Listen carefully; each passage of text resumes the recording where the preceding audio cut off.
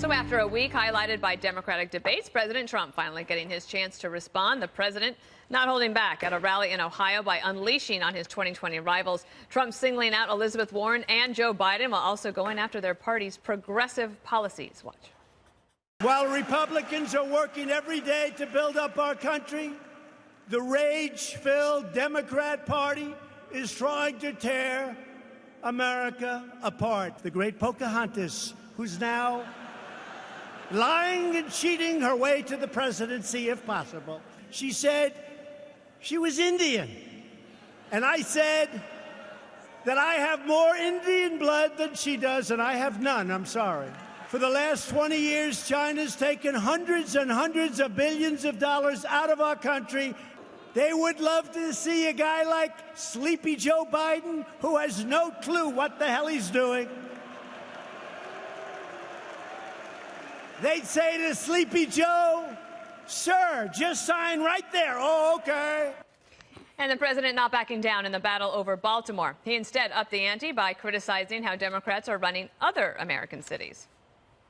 No one has paid a higher price for the far left's destructive agenda than Americans living in our nation's inner cities. We spend billions and billions and billions for years and years and years, and it's stolen money, and it's wasted money, and it's a shame. The conditions in Nancy Pelosi's once great city of San Francisco are deplorable.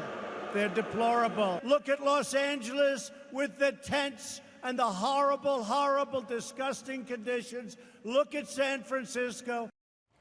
All right, the president, Emily, seizing back the national conversation after 2 long nights of Democratic debates. He did indeed. I think it was really wise that he didn't name the squad by their individual names because it removed the ball from their court. The media didn't go running immediately to them to say, "What's your response?" I think it was also smart for him to kind of continue strategically this culture war where he's driving that wedge between the urban and suburban voters. I think it was huge that he highlighted the waste of spending on these inner cities because as the Democrats right now are putting all their policies forth and how much money they're going to dump into continuing to solve or address these problems, he's highlighting all of this money that's going to it hasn't fixed a thing. He should be careful, however, not to alienate those suburban voters that identify with those cities that they live near. But it is interesting because if the president brings it up, Greg, then the media will talk about it. Of course. Like on the cities. Yes, and that's why they should be thanking him because he's shining a light on a problem that's been around for decades. If you look at any devastated city, chances are you'll see the Democrat machinery behind it. But the big loser from last night was CNN because there was no chant. And they were, you could tell how crestfallen they were when no chant showed up, because then what is going to be their primetime lineup? What is Don Lemon going to report on? He might have to do the news. Hard to believe. I think the big contrast is the rally and the debates. So you're witnessing this positive energy, which is actually derived from real data. I mean, like, you can't be happy if the economy sucks. So you're seeing this rally, right? And everybody's having a good time. Then you look up at the stage of Tuesday and Wednesday, and it's a doomsday cult. So on one side, you got happy feet. On the other side, you got Soylent Green. And I think that one of them is a delusion. And the data backs up one side. The other side, it's a feeling. So it's data versus a feeling. Well, it wasn't just the debates, Capri. It really carried into, you had Democratic-leaning pundits or guests writing articles or tweets or even being on air, including Paul Begala, who was on CNN, saying he watched the debates and he felt like basically they were setting up President Trump to win and not doing a good enough job for themselves. Dan Ball's saying that the Democrats put their worst face forward. How do you think the debates went? Well, I know that this is a topic we're probably going to touch upon time and again throughout this hour. But, I mean, as a Democrat, it was incredibly frustrating. I'm sure it's probably no surprise to anyone around this table or viewers at home that Tuesday night was more of my cup of tea than the Wednesday evening. Well, because there actually was at least some conversation between the idealists and the pragmatists. You actually did have pragmatists on the stage as opposed to Democrats going after one another on Wednesday evening, which just is not a good look for us and does make us, weak overall. I want to go back to this issue, though, very quickly about the inner cities. It was interesting because, I took a look at this. Out of the top 100 cities, only 30 of those cities are actually have Republican mayors. So the question is this, an issue of correlation or causality with Democrats? Because there's no question that there are big cities with Democratic mayors that are failing.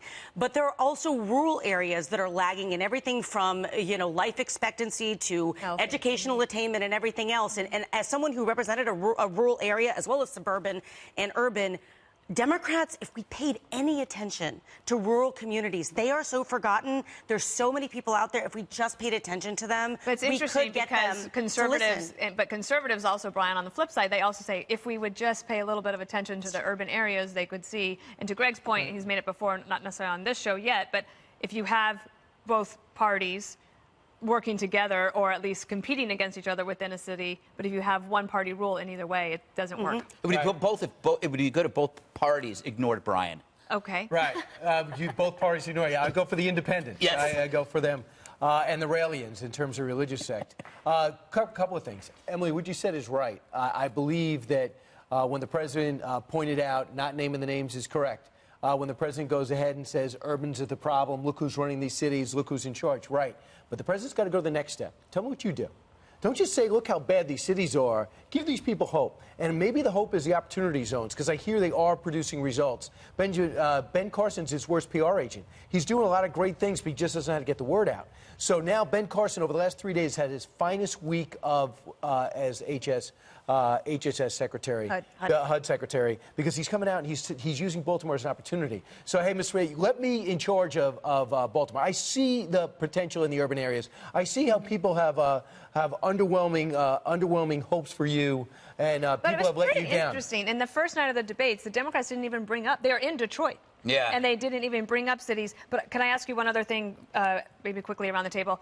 The president re-upped his focus on Elizabeth Warren. Yeah. And for Democrats who thought that the scandal of her heritage was behind her, he was reminding everybody about it. Wait, that's like he's like Leonard Skinner, and that's his free bird.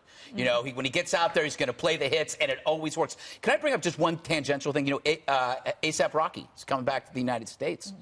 I wish I knew who that was. Well, what's an interesting story behind this is that he's a rapper who trashed Trump brutally, and the guy who's helping him come back is Trump. And that's an interesting story that people should focus on. Also, he's coming back because he's innocent, I think. But, yeah, well, he watched the video. He goes, this guy's gotten a raw deal. Yeah. He picked up the phone, called the head of Sweden. He goes, we have to go through a process. Next thing you know, he's about heading home. Kim Kardashian actually picked up the phone and talked to him.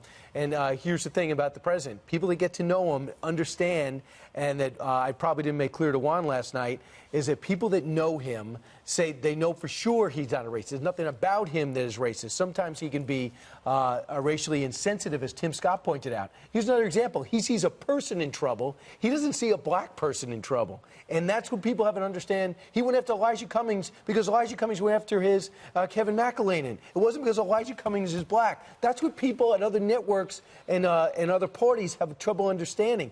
You don't hurt his feelings because he knows he's not a racist. And he's going after Elizabeth Warren as Pocahontas because at least this is how I think Elizabeth Warren will frame it. He's afraid that, like, all this, every time you get a nickname from President Trump, it means you get some street credibility. You're going to go out and fundraise on it. So, if he's resurrecting Pocahontas as his freebird, I think it's unfortunate. It plays into Elizabeth Warren's hand. I suggest Emily, he lay off. Do you want to make a musical reference before we go to break? Well, it's just like when I was at the Slash concert the other night and they played Night Train, right? Everyone loved it. It was the loudest the crowd was because it was a Guns N' Roses hit. I agree, however, the president is the president of everyone, right? And so it goes against, unfortunately, the narrative that a lot on the left have clung to, which is, no, he's a racist no matter what. But this example will serve only potentially persuasively to those who are on the fence or who are open to rational reason.